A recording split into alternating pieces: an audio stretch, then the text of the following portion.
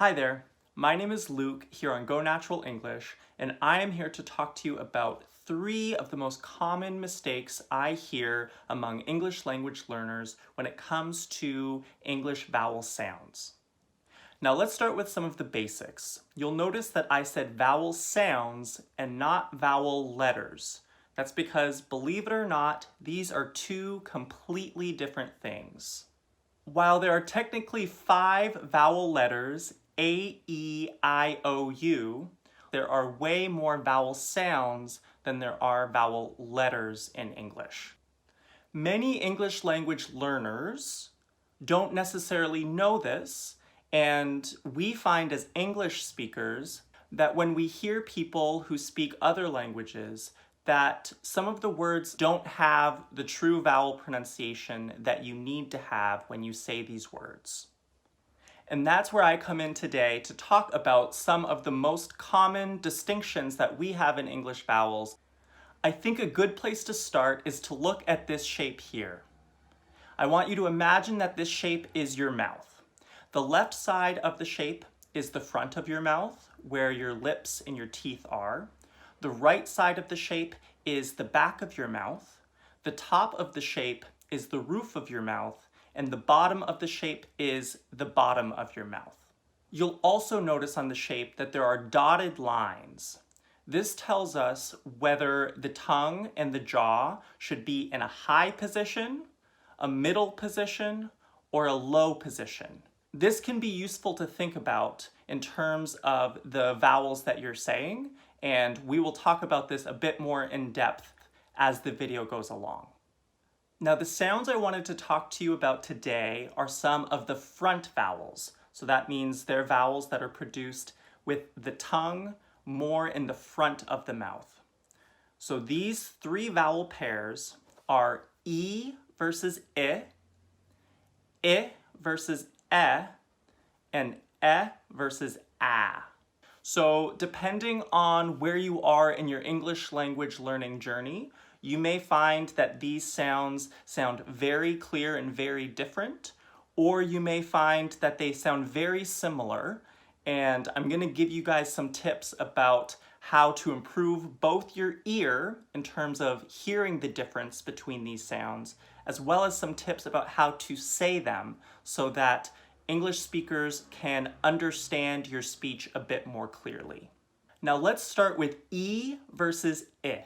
Examples of some words with the E sound are seen, feet, and heat, whereas some examples of words with the I sound are sin, fit, and hit. You'll sometimes hear these sounds referred to in English textbooks and online as long I and short I. Many foreign language speakers hear the names long I and short I, and they hear these sounds to their ear sound very similar and think that the only difference is that words like seen, feet, heat are made with a longer duration, and that words like sin, fit, hit are just short in duration. But in fact, there's a bit more to it. A big difference between E and I is that E is a tight vowel, whereas I is a little bit lower and a little bit more relaxed. You'll also notice on the shape that these are both considered high vowels. So what that means is that your jaw and your tongue are high. They're barely open. In fact, I want you to practice that with me. When you say E, you'll notice that your jaw is almost but not quite closed, and that the top front of your tongue is almost touching the roof of your mouth, but not quite hitting it. I think a good place to start is to say both of these sounds back to back and to feel your tongue slightly relax as you go from the tight E to the relaxed I. So try it with me. E, E. you should feel your jaw stay in the same high position, and the only difference you should feel is a slight relaxation and lowering of the tip of the tongue. So try that again with me. E. Now let's listen to it in some word differences. Try this with me. Beat, bit. Beat, bit. Here are some other ones.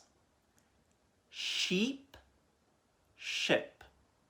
Sheep, ship.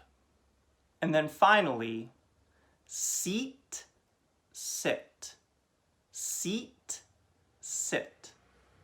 Did you know that some of these words have completely different vowel sounds? A lot of English language learners think that these are the same vowel, but they're actually different, and they do make a difference in terms of how we understand the words that you're saying. A good place to start, if this is challenging for you, is again to play around with the sound on its own at first, just going e, and see if you can make that difference. And then once you're successful with that, build it into short words like the ones that we just did. Beat, bit, sheep, ship, etc. For some, it can take a bit of practice to get used to these differences, but with time and practice, I think that you will be able to be a lot more successful with your pronunciation of these two vowels. Now let's move on to number 2. This is with the vowels I and E. For these ones, I find it useful to play around with jaw height. So you may recall me saying that I are high jaw vowels, meaning that your jaw stays in a high position and barely opens. Now let's contrast this with E, which is a mid-jaw position. I like to focus on jaw height because it's something visual that you can focus on in the mirror as you say these sounds. I want you to pay close attention as I distinguish the high jaw height to the mid jaw height. Have a look. I, I, I. Did you see my jaw drop down slightly? This can be a useful visual tool for determining which vowel you're using. Watch my jaw as I say the following words.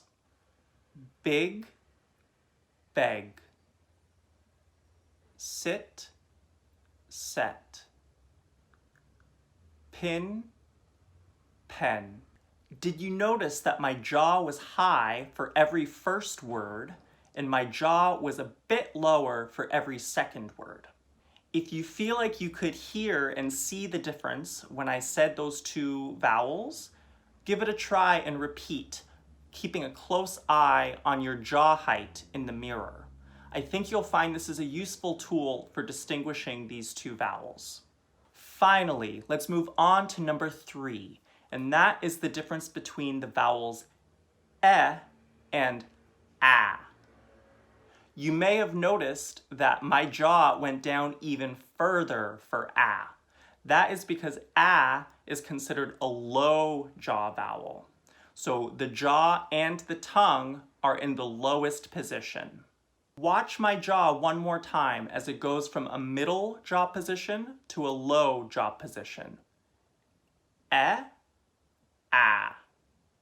E, A. Now watch my jaw as I put it into words. Beg, bag. Set, sat. Pen, pan. All right, did you see the difference in those vowels? If you saw and heard the differences, try the same thing in front of a mirror and see if you can distinguish the mid jaw position of E and the low jaw position of A. Now let's put it all together with the vowels I, E, and A, and watch the jaw as it goes from a high jaw position a mid-jaw position, and a low-jaw position to distinguish these three very important vowels in English. Watch my jaw for these words.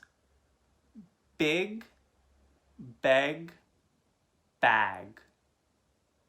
Sit, set, sat. Pin, pen, pan. What do you think? Did you hear and see the difference in those vowels? If so, try it in the mirror and see if you can recreate it yourself. And let me know what you think in the comments down below so that we know if this is something that you found useful for your pronunciation journey. Are there any other sounds of English that give you trouble that you would like us to discuss in a future video? Be sure to let us know in the comments down below. Alright guys, that is all that I have for you today, and I hope to see you all again soon. Have a great day. Bye!